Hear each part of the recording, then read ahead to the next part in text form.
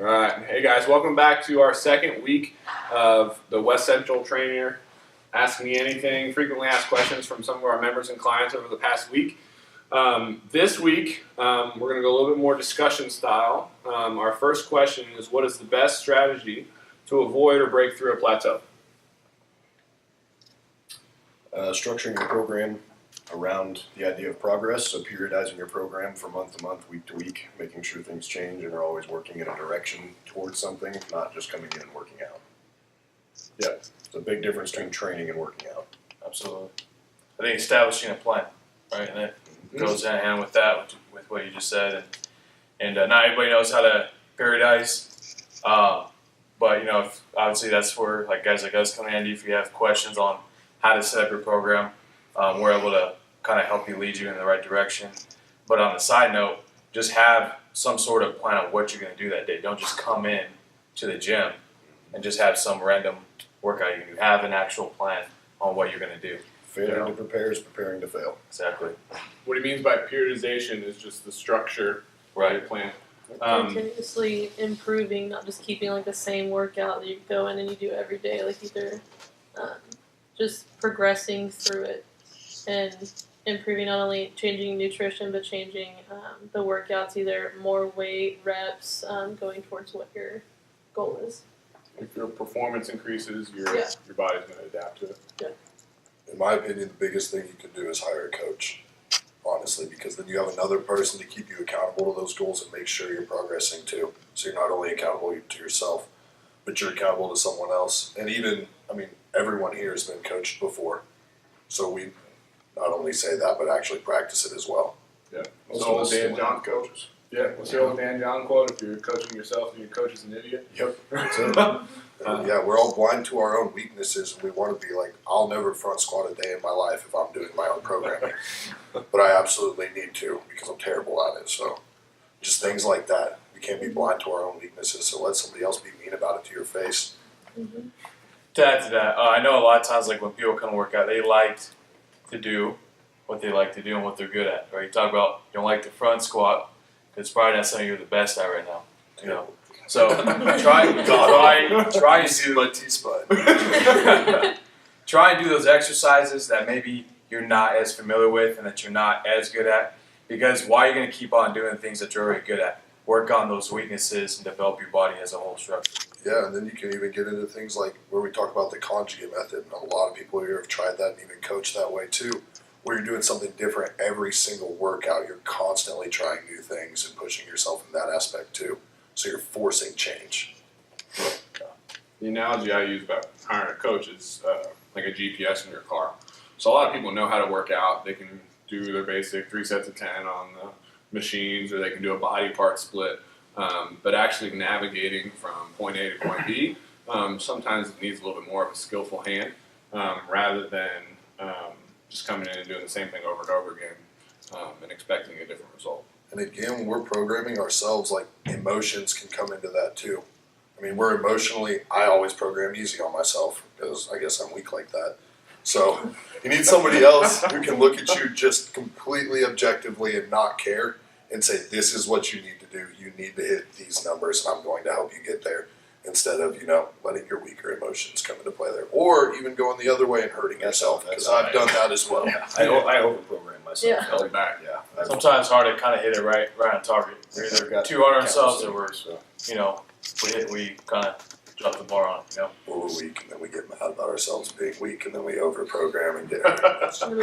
A beautiful circle. When you're thinking about a program, there's kind of three primary progressors. There's your frequency, your volume, and your intensity.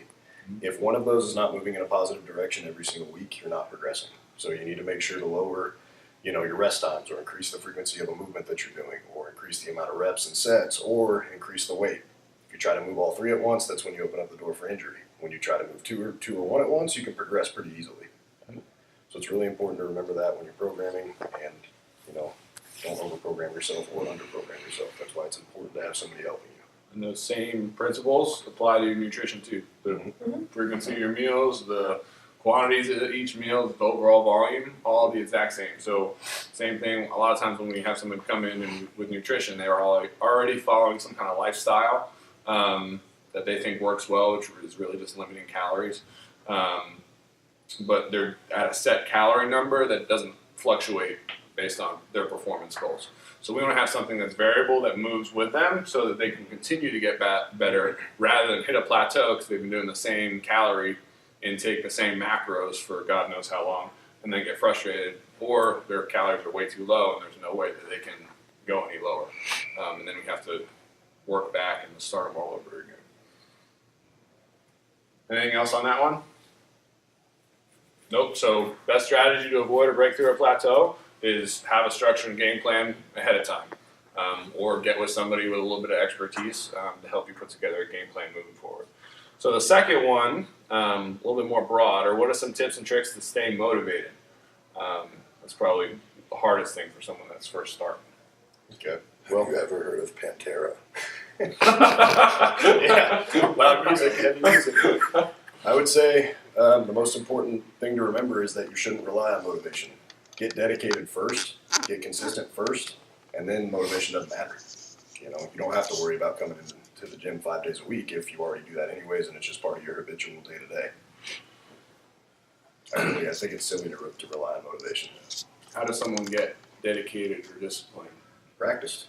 Yep, it's just like when you're starting a new job. Every day is different. You need to learn from it, and you need to set up a schedule for yourself. Find someone to hold you accountable. Yeah, that's a great thing too. That's So you definitely have to establish a why first. Yeah. You don't have a reason why you're doing this, you won't stick to it. But if you have a very strong why that you're just incredibly convicted to, then you say motivation takes care of itself. You're here. If you have a purpose to be here, you'll be here. A big thing is, I think, is also, so like with my clients or even just gym members coming in, one of the biggest things I talk about is get involved in something, whether it's a 5K, 3K, a fun run, the color run, maybe it's powerlifting, maybe it's a powerlifting meet, first time you've ever done it, but get into something where you're pushing yourself and you're not just coming to the gym for no odd reason. Like there's actually a purpose, there's actually a goal set in place, and you're trying to accomplish something every time you come in here. That is a big thing that I try and preach to my clients, because I truly believe that when we compete beyond just ourselves is when we're going to see a lot of success. Love that. And to add to that, a goal just isn't a goal without a date in mind. You know, if you're just saying I want to be healthier and you have no measurable anything on that, you have no goal date, you have no attempt to lose this much body fat or anything like that. If you don't have a goal set in an amount of time, you don't have a goal. All it is a dream, and that's a waste of time. I think something that I say often about passion is that it's not just something that you find under a rock, like your why. Like someone that's just coming to the gym may not have the biggest story or narrative around why they're coming to the gym. They just know they want to lose weight, they want to feel better. That in and of itself is not going to trump their love of pizza or their love of going out late on the weekends. So it's a process, like Josh said, of reframing that and creating a story around how much better a fitness lifestyle is compared to going out on the weekends or eating pizza. There's a great article by Charles Poliquin on the myth of discipline, where essentially discipline doesn't exist. You either love having six-pack abs more or you love extra large pizza more. It's one or the other. So how do we create a narrative or create a story around loving ourselves more than we love whatever it is that keeps us from being the best version of ourselves, that keeps us from being fit? Another huge aspect of being motivated is surrounding yourself with more motivated people. Like nobody gets where they want to by themselves. That doesn't happen. Everybody here has had help to get where we are. And even like if you're incredibly introverted, there's options for you. I mean, try powerlifting for a while. There's some real weirdos there. I mean, there's something for you. I mean, you just have to find those other people. And you're like, I got maybe 6 friends in my life, but I know my friends are all going to give me crap if I miss a day at the gym. If I miss the lift, if I'm getting fat, I'm getting a lot of that right now. And that's what I want. I need people constantly pushing me to be better. And that's a huge part of staying motivated, is having that external motivation too. Yeah, I believe that's huge. So you talk about having this network and these people surrounding us. How many times, especially starting out, okay, you get into the gym and then all of a sudden these negative thoughts start setting in. The weight's not coming off as fast as it should. Okay, you're not getting in shape the way you would like to, and you're constantly, comparing yourself to all these other people and what we see on TV and magazines. So all these negative thoughts come to our mind. Okay, so we got to surround ourselves around people who are very positive, who are going to lift us up and keep us progressing in the right direction. It's very easy to fall off the wayside when we first start, and especially in that first 90 days, when we're constantly battling these negative thoughts. Surround yourself with people who are very positive in their mindset and their thinking. If you surround yourself around successful people, odds are you're going to start adopting those tendencies, those habits. And before you know it, you're going to be doing incredible, and it's not going to be just 90 days. You're going to be doing this thing hopefully 9, 10, 15, 30 years from now. If the outcome is all that matters, like you're looking to lose 100 pounds, a lot of people want to get there on their own, and that's completely fine. But you're just more likely to fail. So at the end of it, right? You lost 100 pounds. You're not going to look back and say, "Man, I really regret having someone help me get there."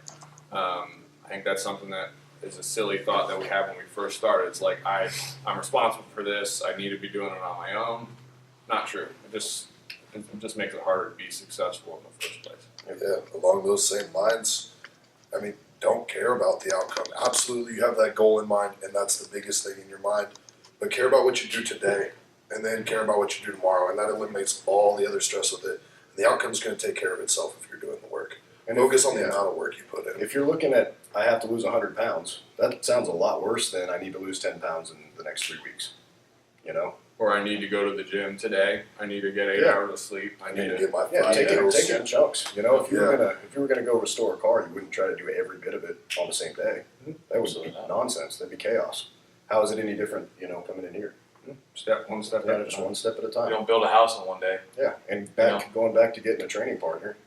Show me your friends, I'll show you your future. So make friends with us. Make friends with the people with the same goals aligned with yours. Why wouldn't you? Yeah, like I'm gonna have a 2,000 pound total before Josh will, and it's gonna break his heart. Woo! But I'm push I love that. The biggest thing is every single one of us here has had a problem with either staying motivated or they've had a day where they just want to quit. And at least one of us will pick the other one up because we don't even have to say anything. We all give each other a look like, "Come on, Right. so what are you doing?" That's all it'll take. And then you just keep going. So we're not immune to it. We've all had it too. And it's nothing negative. It's No. simply because It's normal. Someone's potential or you want what's best for them. So Mhm. I'm going to expect great things. So I think that's something that's really positive about working in a group. Those days you don't want to go to the gym. When you do go to the gym, you just beat yourself. You just got the best victory you can get. Your own credibility. Yeah, you just kicked your own ass. That's awesome. You against yourself at the end of the day. You're not competing against other people. You're not competing against all these other things. At the end of the day, it's our own self. Who's going to win? So. All right. Awesome, guys. So I think that's probably good for this week. We'll pick this back up next week.